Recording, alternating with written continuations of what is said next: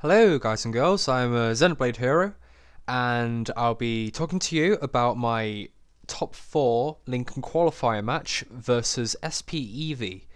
And I'll say game 2 was actually very interesting and actually was a fair bit closer than game 1.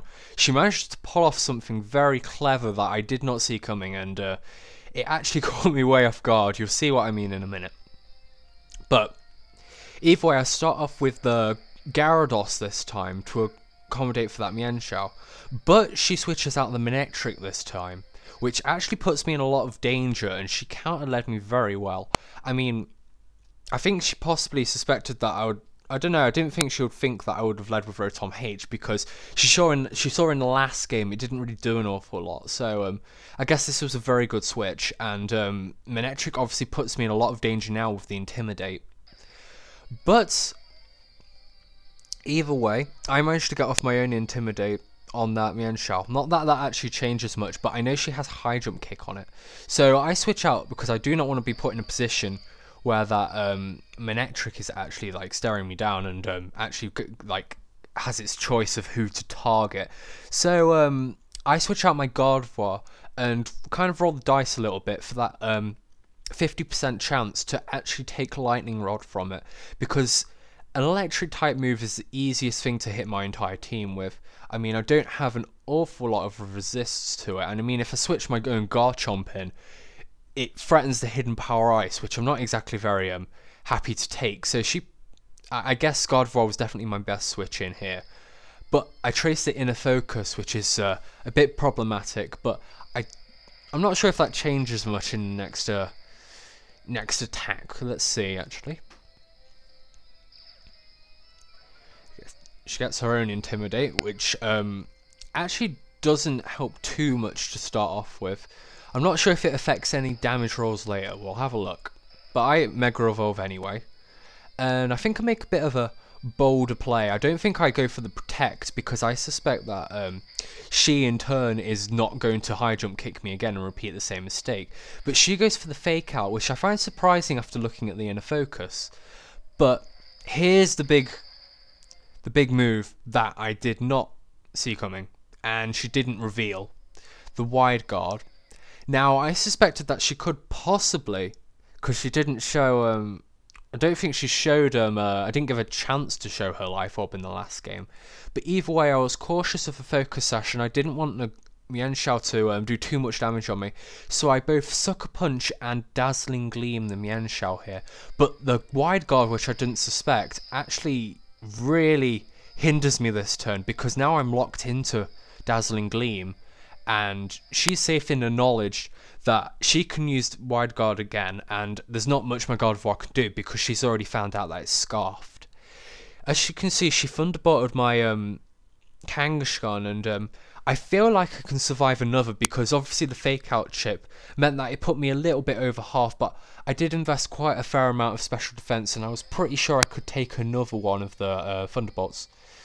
But either way here, I switch out the Rotom H still, because I feel like it's decent against Manectric, and I got the Intimidate earlier, which helps out a little bit.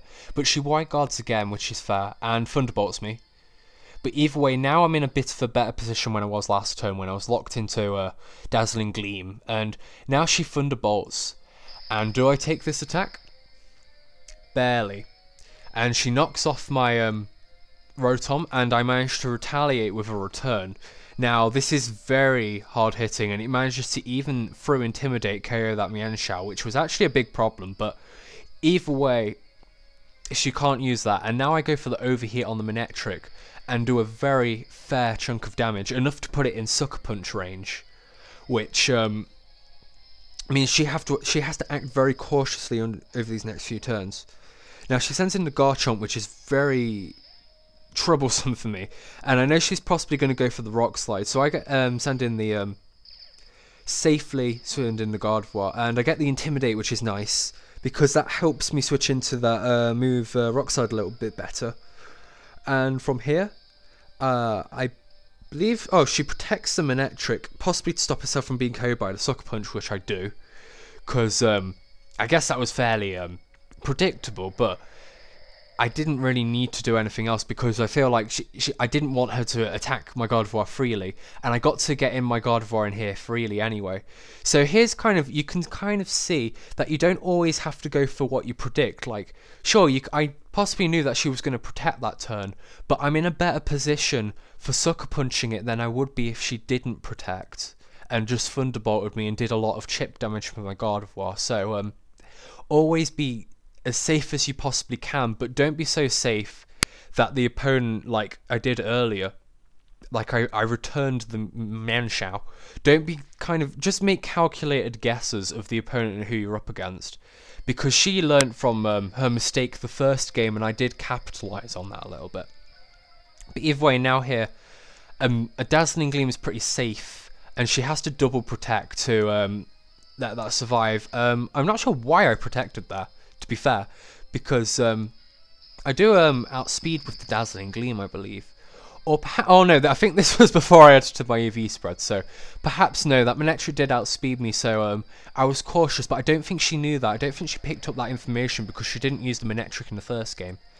But either way here, I managed to do just a bit over half damage to that Pokemon, and I know that she has to take out that God of War as soon as she can, so I switch in the Rotom H and take a Brave Bird, and I believe I aim a Waterfall at the